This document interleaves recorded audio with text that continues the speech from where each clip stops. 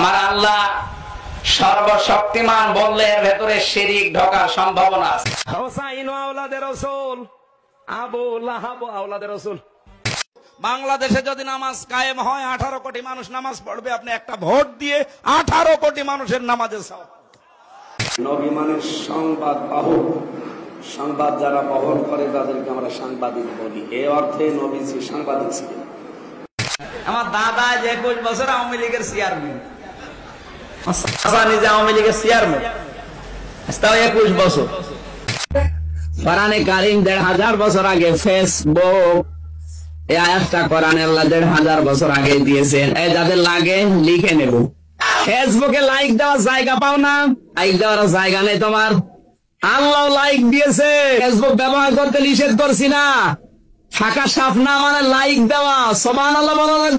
কোরআনে কারীমে আল্লাহ 1500 বছর আগে এরকম একটা আয়াত নাযিল করেছে যে বাংলাদেশ এরকম বড় দুই দল হবে, আওয়ামী লীগ বিএনপি। এখন যদি বলেন আওয়ামী লীগ বিএনপি কোরআনে কোন জায়গায় আছে দেখান। এখানে আসেন সূরা হুজুরাত 26 নম্বর পারা 15 নম্বর পৃষ্ঠা 7 নম্বর লাইনের প্রথম নাম্বার উপর 9 নম্বর আয়াতে আল্লাহ আওয়ামী লীগ বিএনপি নাম দিয়েছে। যদি শাবনূরকে সত্যি দেখে আসেন, এখন শাবনূর তো বুড়ো হয়ে গেছে, চলে না, এখন চলছে মাহিয়া মাহি নুসরাত ফারিহা। কি দেখবেন, কি আমার কি পরিমাণের মতো জিনিসপত্র আছে? ঐশ্বরিয়াকে দেখেছেন? কারা কারা দেখেছেন হাত তোলেন তো। রাশমিকা মান্দানা নাম শুনেছেন? চেয়ার আর কাটিং এ এখন পৃথিবীতে 1 নম্বরে আছে। নামাজ পড়লে আল্লাহ জান্নাতে দেবে এরকম একটা আয়াতও আমার চোখে ধরা পড়েনি। আমরা এখানে যারা আছি আলেমরা, আপনি একটা আয়াতও বলতে পারবেন কিনা আমি জানি না। নামাজ পড়লে আল্লাহ জান্নাত দেবে আমি পাইনি।